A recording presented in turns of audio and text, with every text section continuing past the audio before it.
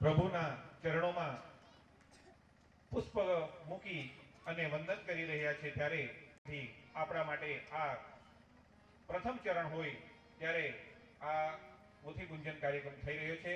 આપણે આપના વંદન કરીએ છીએ, પ્રભુના ચરણોમાં આપણે નતમસ્તક નમી આપણે આશીર્વાદ મેળવીએ છીએ ત્યારે આભાર વ્યક્ત કરતા આપણે પોથી ગુંજનનો કાર્યક્રમ સુંદર રીતે થઈ રહ્યો છે।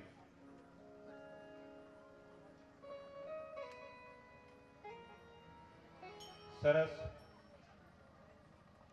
ભાઈ બ્રહ્મભટ્ટનું પણ આપણે સ્વાગત કરવા ઈચ્છીએ છીએ। મિતેશભાઈ પણ સ્ટેજ પર જાય, એમને પણ આપણે સ્વાગત માટે એમનું સ્વાગત કરવા માટે હું ગોપાલભાઈ એ નું સ્વાગત કરવા માટે હરીશભાઈને વિનંતી કરીશ કે ગોપાલ એ મહારાજ શ્રીનું સ્વાગત કરશે। મિતેશભાઈનું સ્વાગત પણ હરીશભાઈના હસ્તે થાય છે। ખૂબ ખૂબ ધન્યવાદ છે। રાજુભાઈને વિનંતી કરવા માંગુ છું, કઈ વાંધો નહીં, હરીશભાઈના હસ્તે આપણે એમના પિતાશ્રીના હસ્તે કર્યું છે। ખૂબ ખૂબ ધન્યવાદ છે। પંકજભાઈ મોહનભાઈ પટેલ સ્થાન ગ્રહણ કરશે। ધન્યવાદ છે। ખૂબ ખૂબ આભાર વ્યક્ત કરીએ છીએ। જય જલારામ યુવક મંડળ।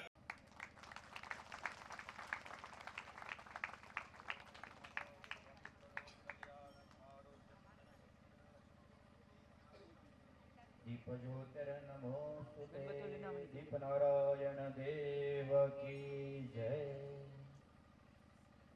પણ જલારામ બાપાના મંદિરના નિર્માણ માટે આ આઈશ્રી ખોડિયાર મંડળ મોટા વાક્ષીપા મોતી હીરા ફળિયાના યુવકો તરફથી 5001 રૂપિયા મંદિરના નિર્માણ માટે બને છે। તો એનું ભલું કરે ભગવાન વીરપુર વાળો રે, એનું ભલું કરે ભગવાન વીરપુર વાળો રે, એના ભયા રાખે બંધાર અયોધ્યા વાળો રે, એના ભયા રાખે બંધાર અયોધ્યા વાળો રે, એના ખાતા ખોલાવે 1000 દ્વારિકા વાળો રે, એના હાથ ખોલાવે દ્વારિકા વાળો રે। ખૂબ આશીર્વાદ।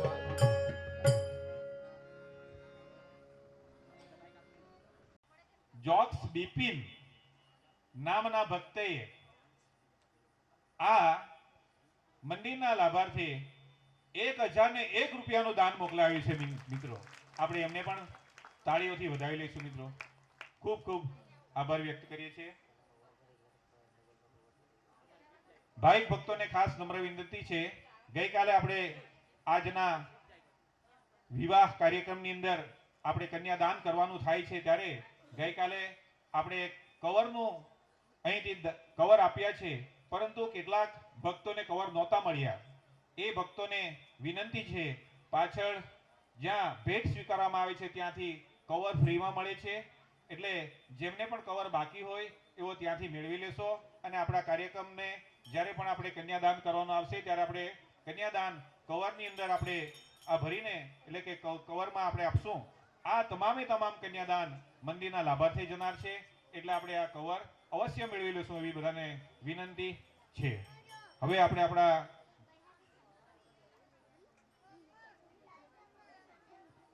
આગળ વાત કરી તેમ કે અહીં બહેનોનો પ્રવાહ, બહેનોનો જે સત્સંગ સાંભળવાનો જે વિચાર છે કે બહેનો જે સાંભળવા માટે અહીં આવી રહ્યા છે, બહેનોને એક વખત વિનંતી કરું છું કે ગઈકાલે તો આપણે થોડા આગળ ખસ્યા હતા, હવે આપણે આગળ જ જવાનું છે।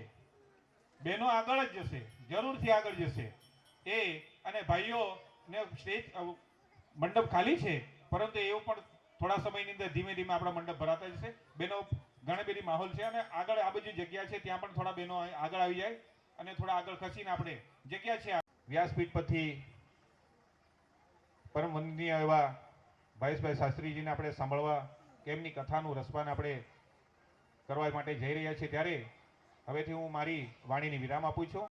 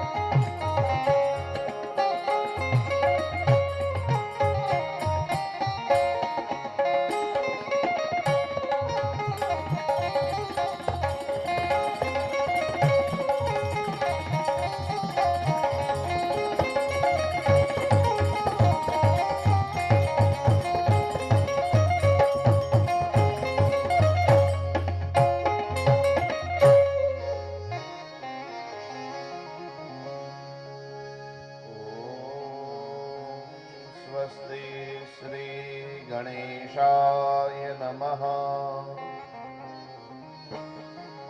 ॐ स्वस्ति श्री शारदायै नमः। ॐ स्वस्ति श्री गुरुभ्यो नमः।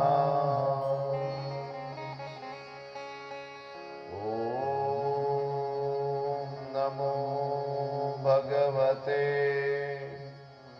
वासुदेवाय।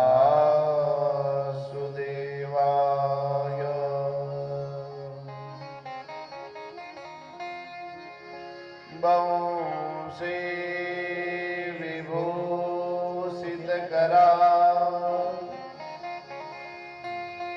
नवनीरदाभा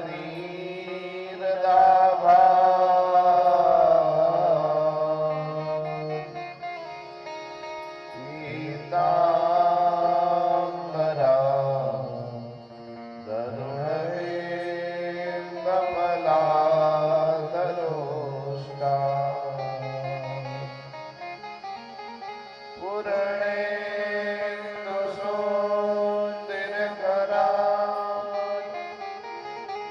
अरविन्दनेत्रा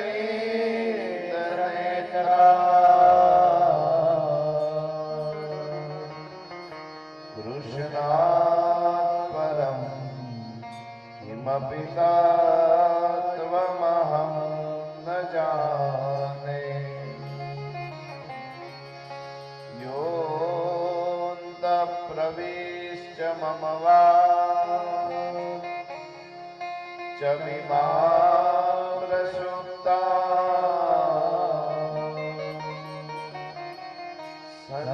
सञ्जीवय न किल शान्तिधरस्वधाम्ना। अन्याश्च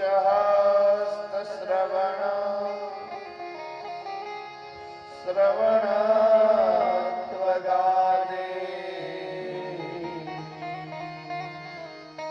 प्राणानमो भगवते पुरुषाय तुभ्यम्। प्राणानमो भगवते पुरुषाय तुभ्यम्। बोलिए बाल कृष्ण लाल की जय। राधे राधे जपो चले आएंगे बिहारी। राधे राधे जपो चले आएंगे बिहारी। राधे राधे जपो चले आएंगे बिहारी। राधे राधे जपो चले आएंगे बिहारी। आएंगे बिहारी चले आएंगे बिहारी। आएंगे बिहारी चले आएंगे बिहारी।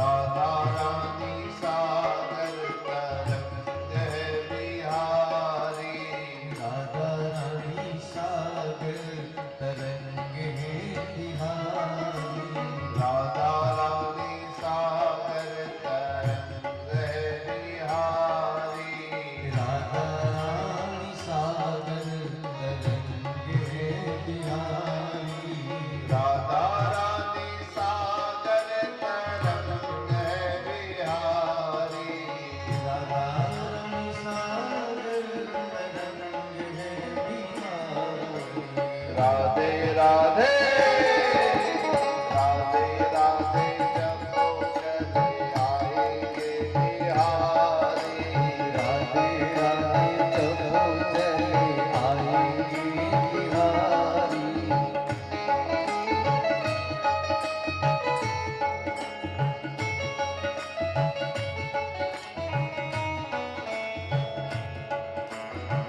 जय श्री राधे जय श्री राधे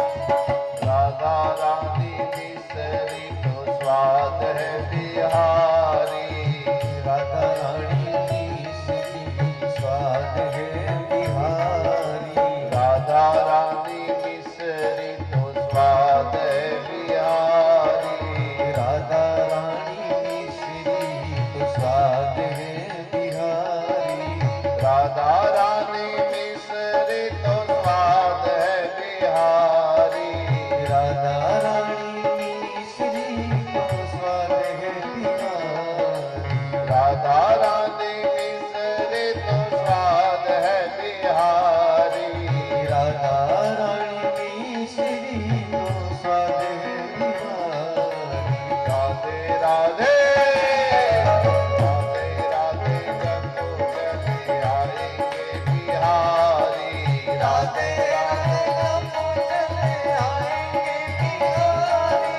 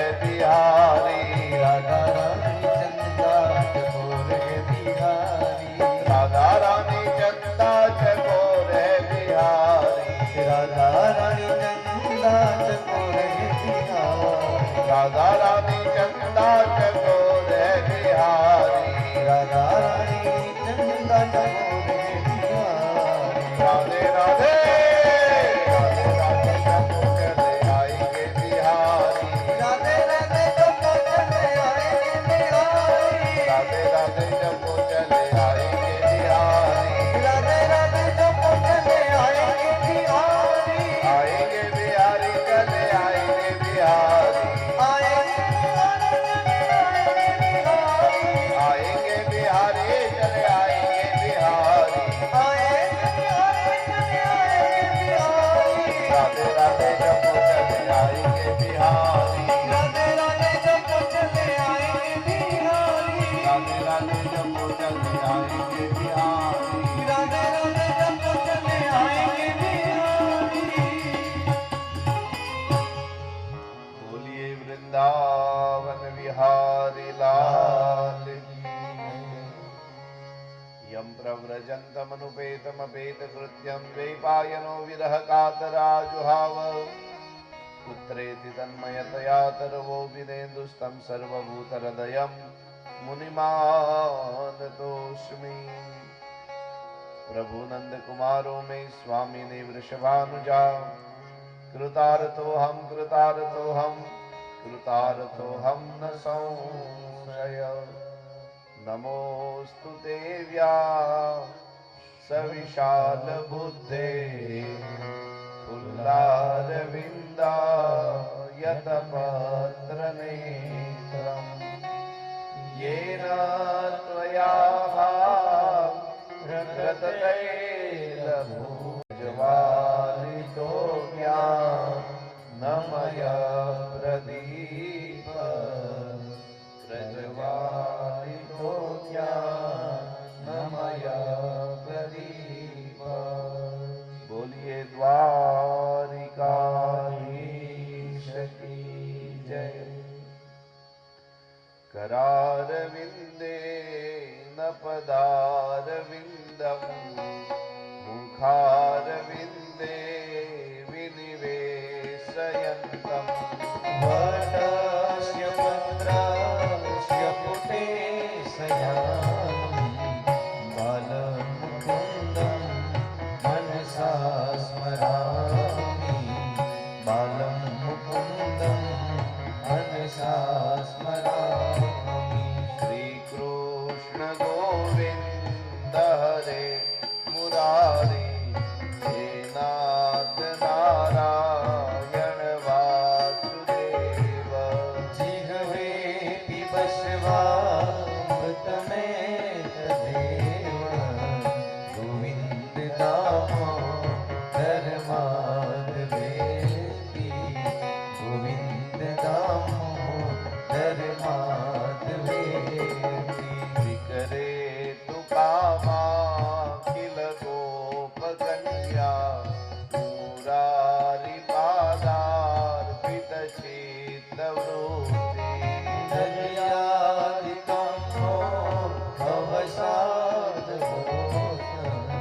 गोविन्द दामोदर माधवेति गोविन्द दामोदर माधवेति गृहे गृहे गो भवतु कदम्बा सर्वे मिलित्वा समवाप्य योगम् पुण्यानि नामानि पठन्ति नित्यं गोविन्द दामोदर माधवेति गोविन्द दामोदर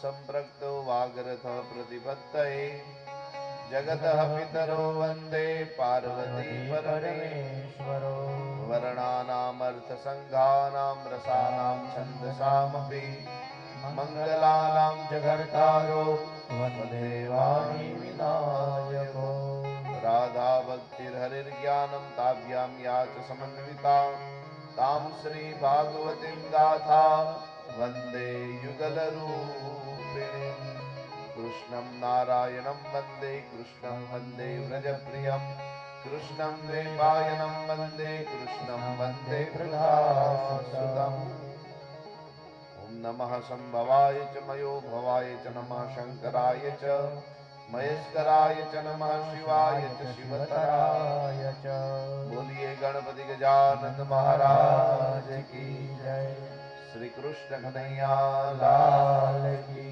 जय श्री अम्बे मात की जय श्री रामचंद्र भगवान की जय श्री हनुमान जी महाराज की जय श्री साईनाथ महाराज की जय श्री जलाराम बापानी जय ओ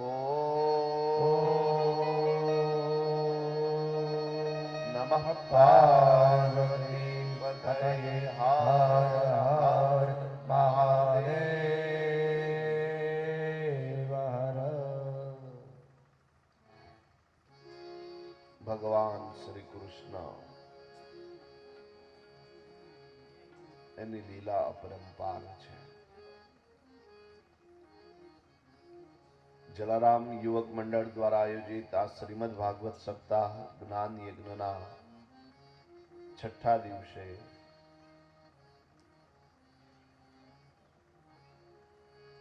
हमारी कथा में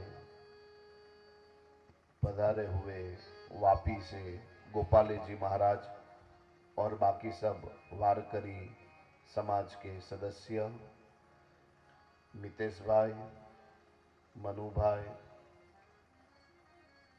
आप सब भाई बहन,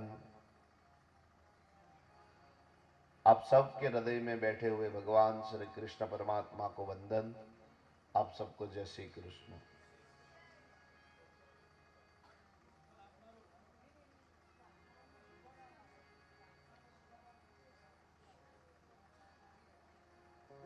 भगवान श्री कृष्ण ने गोकुल के अंदर बड़ी प्यारी लीलाएं करी है। आज की कथा की शुरुआत में हिंदी भाषा में इसलिए कर रहा हूं क्योंकि हमारा जो ये मराठी समाज, वारकरी समाज आया है, वो इतने दूर से इतनी रात को इतनी ठंड में कथा सुनने के लिए आए हैं, तो उनको भी जरा कथा का रसस्वादन मिले, उनको आनंद मिले, इसलिए आज की कथा की शुरुआत मैं हिंदी से कर रहा हूं। कब तक हिंदी चलेगी वो भगवान जाने, पर शुरुआत हिंदी से। वहां वैसे तो मैंने वहां वापी में पूरी भागवत कथा हिंदी में करी है, इन्होंने सुनी है, लेकिन फिर भी उनको ऐसा भाव जगा कि नहीं, हम भावेश भाई की कथा सुनने के लिए जाए, और वापी से यहाँ तक वो आए हैं, तो जोरदार तालियों का गड़गड़ाहट से हम उनका स्वागत करते हैं कि गोपाले जी महाराज आप आए, वो हमें बहुत अच्छा लगा, मन प्रसन्न रहा।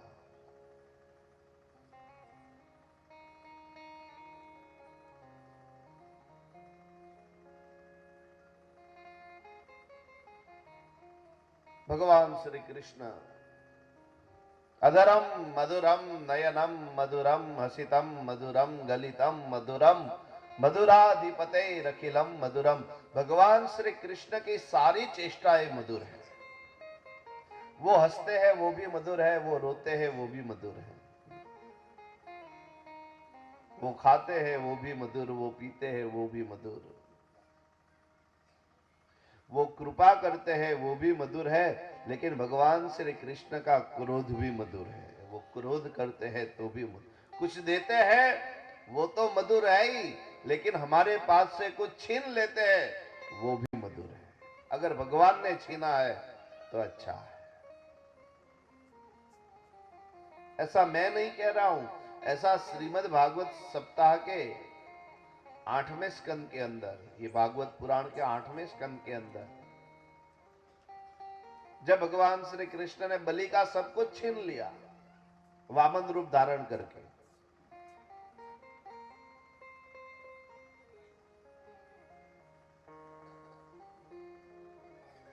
बलि राजा था, महाप्रतापी राजा था, त्रणेय लोक का स्वामी था, तीनों लोग उसके अधीन थे।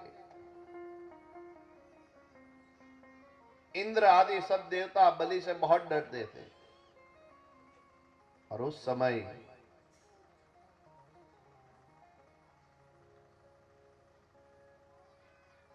देवों की मां अदिति ने कश्यप जी से प्रार्थना करी और कश्यप जी ने उसको आशीर्वाद दिया, पयोव्रत नाम का व्रत किया और उसकी कृपा से भगवान वामन का अवतरण हुआ। मैंने आपको कल कथा में ही बताया, भगवान वामन बहुत बहुत तेजस्वी थे।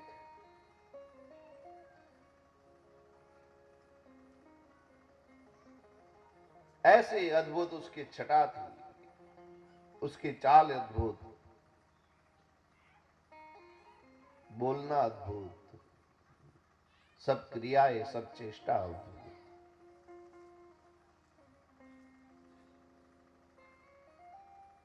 तो बलि ने तो वो संकल्प दे दिया कि 3 चरण भूमि में आपको दान में देता हूं। पर तभी भगवान वामन में से विराट हुए और इतने विराट हुए कि 2 चरण भूमि ने बलि का जो पूरा साम्राज्य था, वो साम्राज्य परमात्मा ने अपने अधीन कर लिया।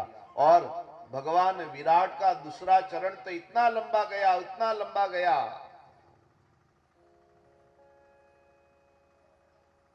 कि ब्रह्मलोक तक पहुंच गया। और जब भगवान वामन का मतलब कि जब भगवान वामन विराट हुए और उसका चरण ब्रह्मलोक तक पहुंचा, तो ब्रह्मा जी ने अपने कमंडल में जो जल था, उस जल से भगवान वामन के चरण की पूजा करी।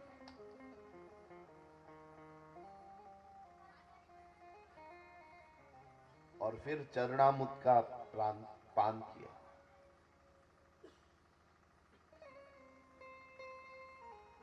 और फिर वो सारा जल अपने कमंडल में भर लिया।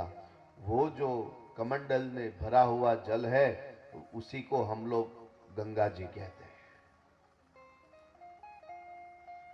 वही बाद में स्वर्ग में से पृथ्वी पर आई, कथा तो बहुत लंबी है। भगवान शंकर ने अपनी जटा के अंदर गंगा को धारण किया। यही गंगा है, इसी गंगा से भगवान विराट का चरण का प्रक्षालन हुआ है। पर कहने का तात्पर्य,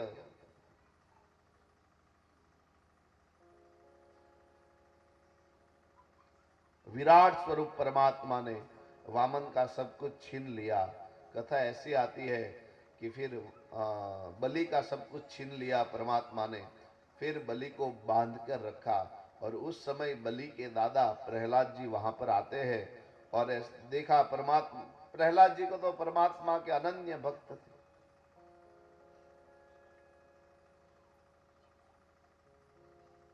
प्रहलाद जी का पुत्र विरोचन और विरोचन का पुत्र यह बलि है।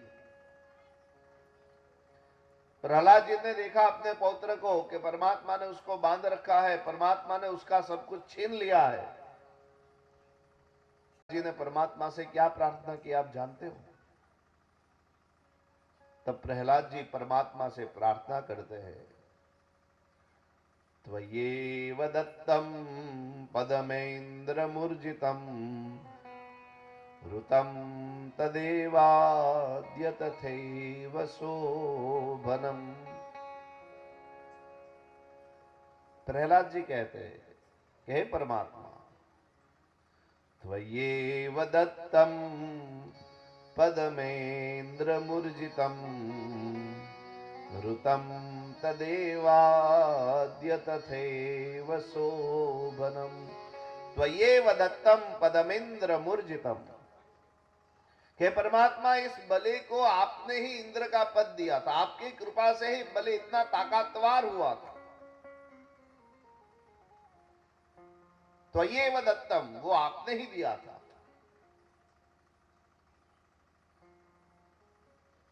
उसको सारी संपत्ति, त्रैलोक्य का राज, उसका बल, बुद्धि सब आपकी कृपा से ही प्राप्त हुआ था।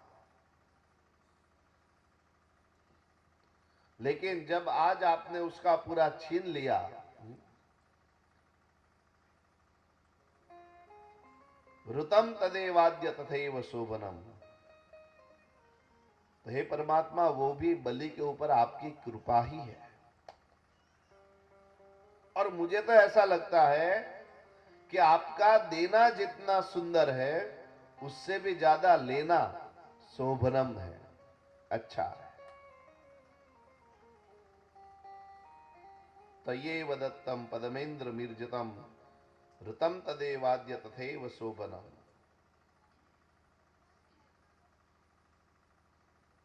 मन्ये महानस्य कृतो यनुग्रहो विभ्रंशितो य श्रियात्ममोहा।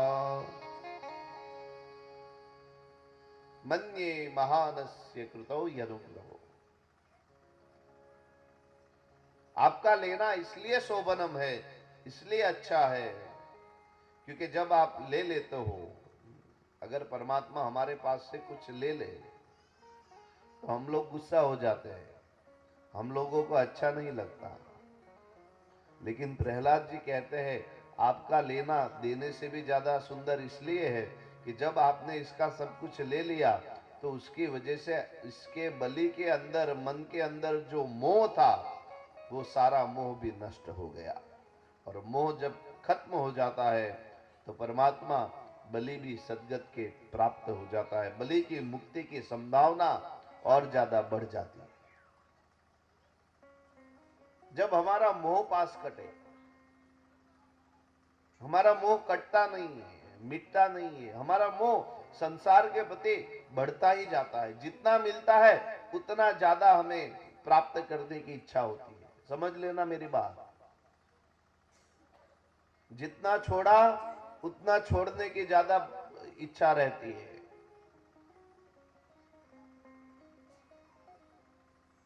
जितना आप प्राप्त करोगे उतना ही प्राप्ति की इच्छा ज्यादा बढ़ती रहती है। अगर आदमी 10,000 कमाता है तो फिर उसको ऐसा लगता है कि भैया 10,000 थोड़े कम पड़ रहे हैं, 15,000 कमाओ। 15,000 कमाता है तो फिर वापस उसको होता है ये भी थोड़ा कम पड़ रहा है, थोड़ा ज्यादा मिल जाए। 50,000 कमाता है, लाख कमाता है, फिर भी वो कम ही पड़ता है।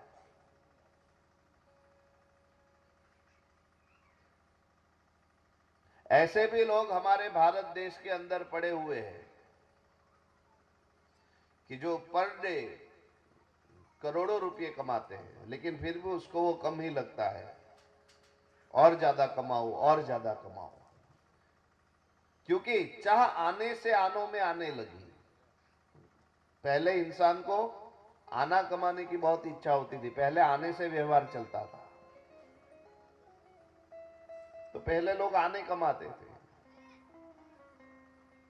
फिर आने से रुपया आया तो इंसान को पैसों कमाने की, रुपया कमाने की इच्छा होने लगी। कवि बोलता है, चाह आने से आनों में आने लगी, चाह आनों से पैसों में जाने लगी। बहुत पैसा कमा लिया तो फिर इंसान को क्या इच्छा होती है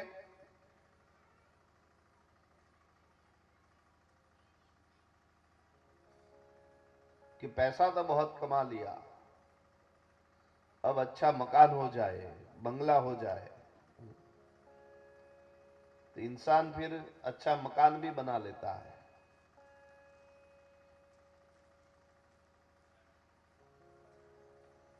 चाह आनों से आने में आने लगी, चाह आनों से पैसों में जाने लगी, चाह पैसों से कोठी बनाती रही, बंगला बना लेता है। फिर इंसान को क्या इच्छा होती है, अब हमारे पास एक आध 4 व्हील हो, चार पहियों वाली गाड़ी, चाह आनों से आने में आने लगी, चाह आने से पैसों में जाने लगे, चाह पैसों से कोठी बनाती रही, चाह कोठी में मोटर को लाती रही। फिर वो मोटर कहां खड़ी रहती है जानते हो? फिर वो जलाराम बाबा के मंदिर पर नहीं रुकती। वो मोटर कहां जाती है? चाह आनों से आने में आने लगी, चाह आनों से कोठी बनाती रही, चाह कोठी में मोटर को लाती रही, चाह मोटर को होटल ले जाती रही। वो मोटर गाड़ी होटल में जाके रुकती है, वो भी कहां? सीधा दमन। मैंने कवि बोलता है, क्या कहता है? चाह आने से आनों में आने लगी, चाह आनों से पैसों में जाने लगी, चाह पैसों से कोठी बनाती रही, चाह कोठी में मोटर को लाती रही, चाह मोटर को होटल ले जाती रही, और चाह होटल में बोतल खुलाती रही। फिर वो वहां पे जाके पंचामृत नहीं मांगता, दमन में जाके है?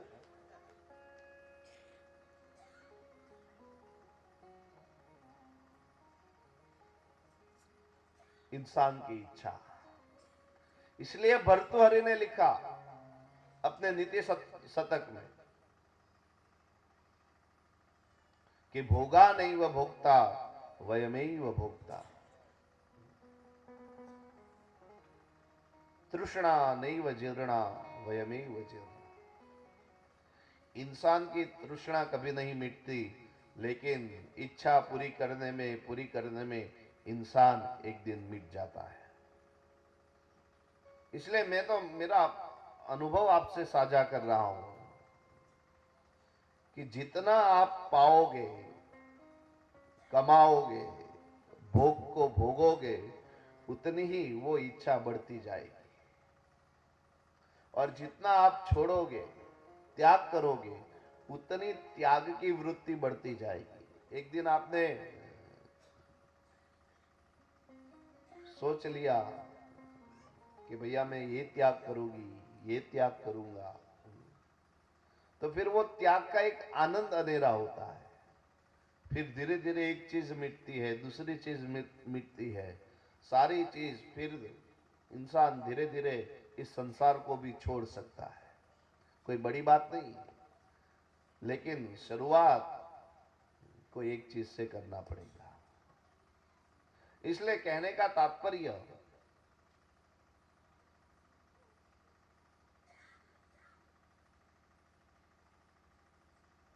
कि इंसान का जितना त्याग बढ़ेगा, उतना ही इंसान को सुख ज्यादा मिलेगा। देखो, प्राप्त करने में सुख नहीं है, त्याग करने में सुख है। आपको लगेगा कि पंडित जी उल्टी बात कर रहे हैं।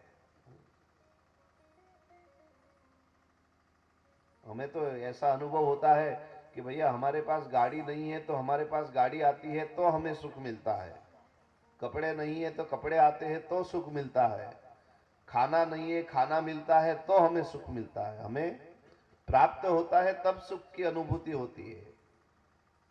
लेकिन यह सामान्य कक्षा का ज्ञान है। जब तक हमारा जीवन सामान्य कक्षा का है, तब तक हमारे मन के अंदर ये लोलुपता बनी रहती है। कोई ना कोई चीज के अधीन मैं और आप सुख को ढूंढने का प्रयत्न करते हैं। इसलिए मुझे कहने का मन होता है, मेरी जरूरतें कम है, मेरी जरूरतें कम है, इसलिए मुझ में दम है। अगर हमारी जरूरतें कम रहेगी तभी वो दम होगा। कौन सा दम? हमें दम क्यों चाहिए? हमें और कोई कार्य करने के लिए दम नहीं चाहिए। हमें बस इतना दम चाहिए कि हमारे दम से जलाराम बापा का मंदिर बन जाए। और कोई दम नहीं। किसी के साथ हमें झगड़ा नहीं करना है, किसी को कुछ दिखाना नहीं है, बस हमें तो हमारे बापा का घर बनाना है। और इसलिए आज मैं निनखंड वाले को बोल देता हूं। अभी तो मैंने एक घर पे गया था, राकेश भाई के यहाँ, कन्नू भाई के बाजू में रहते हैं, कन्नू भाई के घर गया था, बाजू में उनके, वहां मैंने उनसे बोला, आप सबको भी बोल देता हूं कि आज हम एक और संकल्प करते हैं। आपने जो अपने मन से संकल्प किया वो तो किया ही है, लेकिन आज मैं आपको एक दूसरा संकल्प करने के लिए प्रेरणा दे रहा हूं कि जब तक जलाराम बापा का मंदिर बंद नहीं जाएगा तब हम में से कोई अपने घर के अंदर कोई सुधार नहीं करेंगे, जैसा है उसमें रहेंगे। जैसा हमारा घर अभी है उसमें ही रहेंगे, कोई सुधार नहीं करेंगे। एक नई खिल्ली भी उसमें नहीं मारेंगे, जैसा है वैसा ही हम इस घर में रहेंगे। अगर हम अभी पतरे में रह रहे हैं तो जब तक मंदिर नहीं बनेगा तब तक हम सब पतरा में रहेंगे। अगर हमारे घर के अंदर कलर नहीं लगा हुआ है तो जब तक बापा का मंदिर नहीं बनेगा तब तक हम कलर नहीं लगाएंगे। ऐसा संकल्प पूरे गांव को करना है। मैं भी एक संकल्प करता हूं, उसके साथ मैं अपने घर के अंदर सोलर प्लांट लगाने वाला था, लेकिन जब तक ये मंदिर नहीं बनेगा तब आपके साथ मैं भी ये संकल्प करता हूं कि मैं तब तक सोलर प्लांट नहीं लगाऊंगा। एक संकल्प हो जाए। परमात्मा जल्दी विराजमान होंगे। और दूसरी चीज, भगवान को हमें सिर्फ मंदिर में नहीं बिठाना है, भगवान को हमें हमारे हृदय में भी बिठाना है कि परमात्मा आप आओ, हमारे हृदय में निवास करो। अगर हम अपने हृदय में निवास कराएंगे परमात्मा का तो जल्दी से जल्दी मंदिर बन जाएगा। उसके लिए त्याग जरूरी है, उसके लिए तप जरूरी है, उसके लिए एक दृढ़ संकल्प जरूरी है। तो कहने का तात्पर्य,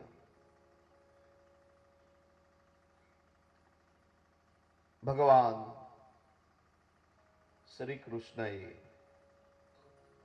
દિવ્ય લીલા કરી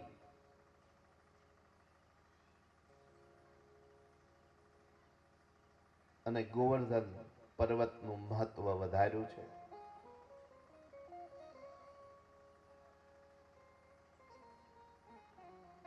भारत देश के इतिहास के अंदर 3 बार पर्वत को उठाया गया है।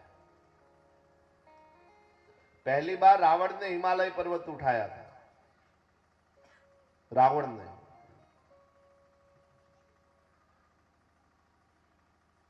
अपने दोनों हाथों से पर्वत को उठा लिया, हिमालय पर्वत। जटा कटा हसम भ्रमम भ्रमन नीलिम पनीर जरी विलोल विचिवल्लरी विराजमान मूर्धनि धगत धगत धगज वलल ललाट पट्ट पाव के किशोर चंद्रशेखरे रति प्रतिक्षणम मम। यह तांडव श्लोक की जिसने रचना करी है, तांडव पूरा स्तोत्र बनाया है, उस रावण ने दोनों हाथों से पर्वत को उठा लिया। रावण ने दोनों हाथों से उठाया, लेकिन हमारे हनुमान जी ने संजीवनी लेने के लिए गए तो सिर्फ एक हाथ से पर्वत को उठा लिया। रावण ने दोनों हाथों से उठाया, हनुमान जी ने एक हाथ से उठाया, पर हमारे कृष्ण परमात्मा तो अपने बाएं हाथ की एक उंगली से 7 दिन तक पर्वत को उठाए रखा।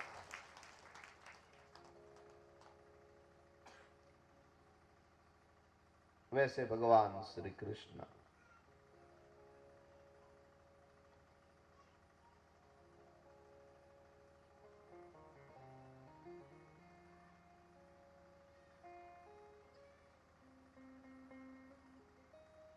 गोकुळનો આખો સમાજ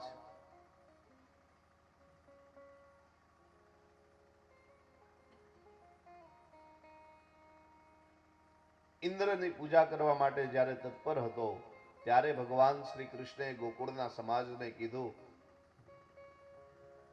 કે ઇન્દ્રની પૂજા તમે પરંપરાથી કરો છો કે આમાં કંઈક તથ્ય છે? ઇન્દ્રની પૂજા કરવાનું પ્રયોજન શું?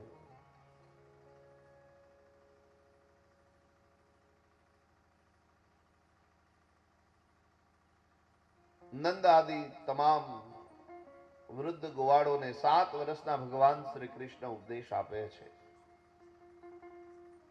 કે તમે એમ માનો છો કે ઇન્દ્ર કૃપા કરે તો જ વરસાદ પડે? ઇન્દ્રની કૃપાથી વરસાદ નથી પડતો. સમજી લેજો, કોઈના કરવાથી કાંઈ આ સંસારમાં નથી થતું. માણસ જેવો કર્મ કરે એનું જ ફળ માણસને ભોગવવું પડે છે. કર્મ સારા કરશો તો જ સુખ મળશે.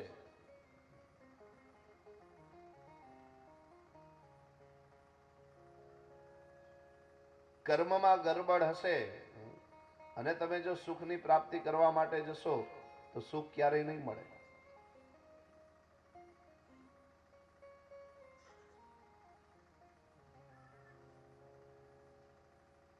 મુખ મેં રામ અને બગલ મેં છુરી, આવા જો કાર્ય કરવા માટે જશો તો ક્યારેય તમને સુખની પ્રાપ્તિ નહીં થાય, ક્યારેય સંતોષ નહીં થાય, પરમાત્મા ક્યારેય રાજી નહીં થાય.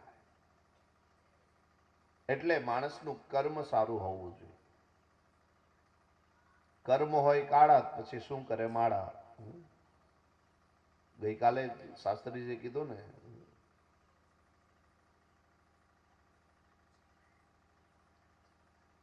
कर्म तुम्हारा नेक हो तो किस्मत तुम्हारी दासी है. कर्म तुम्हारा नेक हो तो किस्मत तुम्हारी दासी है और मन में सत्य का टेक हो तो घर में मथुरा काशी है. ક્યાંય બહાર જવાની જરૂર નથી.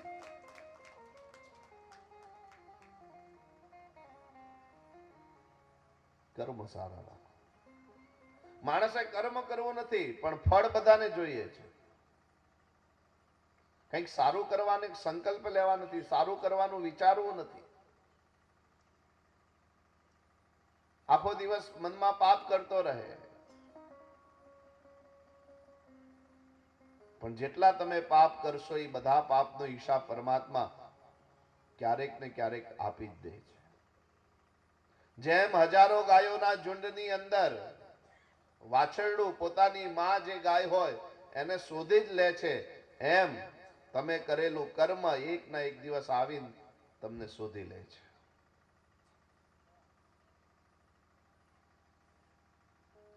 પણ આજકાલ માણસને સારા કર્મ કરવા માટે ટાઈમ ક્યાં છે, સમય ક્યાં છે?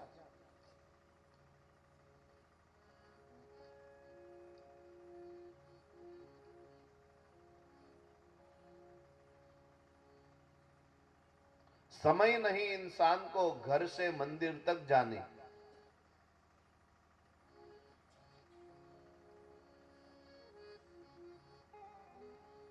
समय नहीं इंसान को घर से मंदिर तक जाने का और ख्वाहिशें रखता है स्मशान से सीधा स्वर्ग तक जाने का. ख्वाहिश एवी कि આપણને સ્વર્ગ જ મળે, એમ સ્વર્ગ ન મળે. માણસે કર્મ સુધારવું પડે.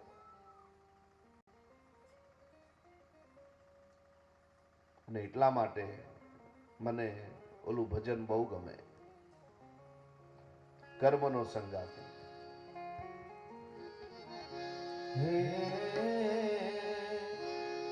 કર્મનો સંગાતી રાણા મારું કોઈ નથી. કર્મનો સંગાતી રાણા મારો કોઈ નથી. કર્મનો સંગાતી રાણા મારું કોઈ નથી. કર્મનો સંગાતી રાણા મારો કોઈ નથી. લખ્યા જુદા જુદા લે, લખ્યા જુદા જુદા લે. કર્મનો સંગાતી રાણા મારું કોઈ નથી. કર્મનો સંગાતી રાણા મારો કોઈ નથી.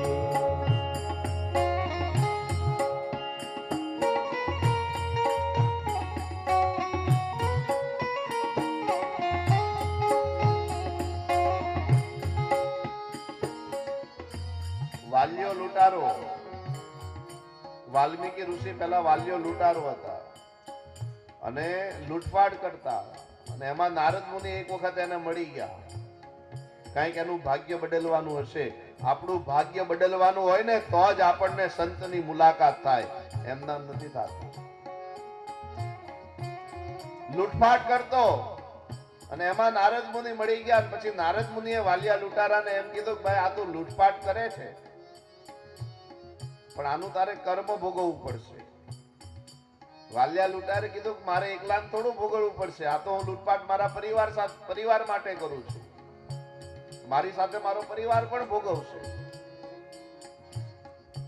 નારદ મુનિએ કીધું કે એકવાર તું તારા પરિવારના સભ્યોને પૂછી આવ કે શું આ પાપના હકદાર એ લોકો બનશે તારી સાથે. એટલે વાલ્યો લૂંટારો પૂછવા માટે ગયો. એની પત્ની, પુત્રો બધાને પૂછ્યું કે આજે હું કર્મ કરું છું, આજે બધા લૂંટફાટ કરીને પાપ કરીને જે પૈસા લાવું છું, તો આનું જયારે પાપ ભોગવવાનું આવશે ત્યારે તમે મારી સાથે હશો ને? ત્યારે એના પરિવારે ઘહીને ના પાડી દીધી. એ તો તું તારો કર્મ તું જાણે, અમે કઈ તારા પાપના ભાગીદાર નથી. ત્યારે વાલિયા લૂંટારાને ભાન થઈ ગયું અને વાલિયા લૂંટારાએ એ પોતાનો રસ્તો બદલી નાખ્યો, વાલ્મીકી થઈ ગયા. એટલે કહેવાનો અર્થ મારો ઈ છે, કર્મનો સંગાથી આ જગતમાં બીજો કોઈ નથી.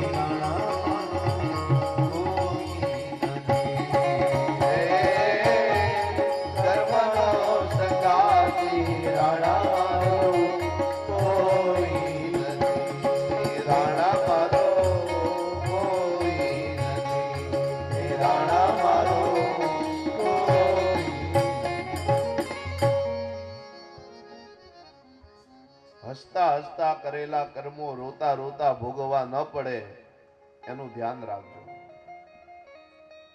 કર્મની ઉપર બહુ મોટો આધાર રહેલો છે. આપણે કયું કર્મ કરીએ છીએ.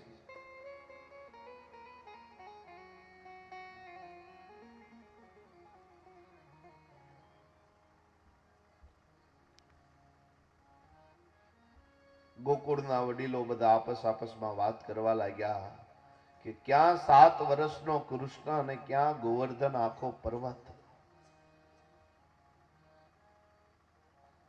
આ કૃષ્ણની અંદર કંઈક અવલૌકિક શક્તિ લાગે છે. એટલે બીજા ગોવાળે કીધું કે ભાઈ તમને અત્યારે શંકા પડે છે, હું તો કેદુની શંકા કરતો હતો. ત્રીજાએ કીધું મને તો લાગે છે કે આ નંદ અને યશોદાનો દીકરો જ નથી. એક ગોવાળે કીધું સાચી વાત છે ભાઈ, જો આ નંદ અને યશોદાનો દીકરો હોય તો નંદ અને યશોદા તો ગોરા છે, આ કાળો કેમ?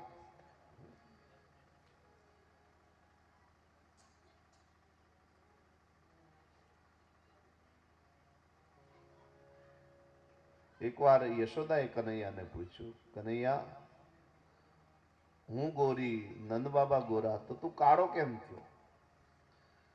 એટલે યશોદાને ભગવાન કૃષ્ણે કીધું કે માં એવું નથી, હું પણ પહેલા ગોરો જ હતો, પણ તારી ભૂલના લીધે હું કાળો થયો.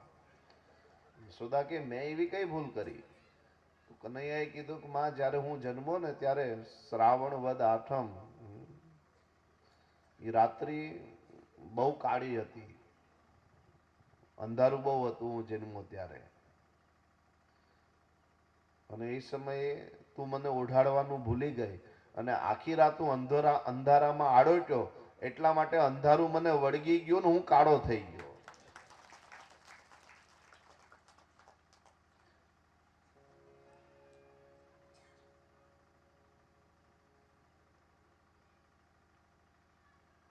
કોઈ કે ગોપીઓને પૂછ્યું કે આ કૃષ્ણ કાળા કેમ? એટલે ગોપિકાઓએ કીધું કે કૃષ્ણ તો અમારી આંખમાં નિત્ય વસે છે, અમારી આંખમાં જ રહે છે. ગોપીઓ નિત્ય ભગવાન શ્રી કૃષ્ણનું દર્શન કરે છે.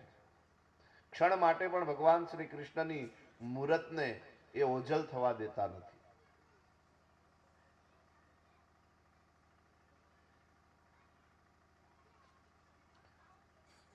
અને વાત પણ સાચી. સુરતની મૂરતમાં શું જોશો?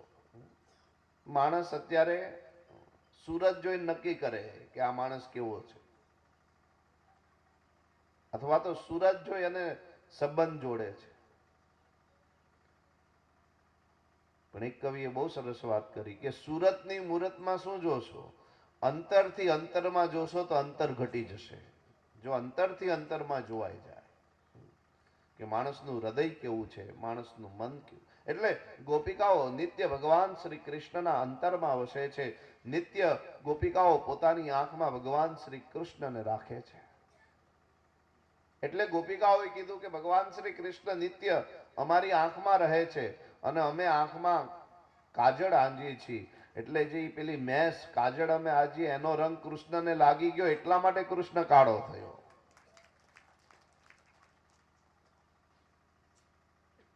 એકવાર દુર્યોધને ભગવાન કૃષ્ણને મેણું માર્યું. જ્યારે ભગવાન શ્રી કૃષ્ણ સંધિ કરવા માટે હસ્તિનાપુર ગયા,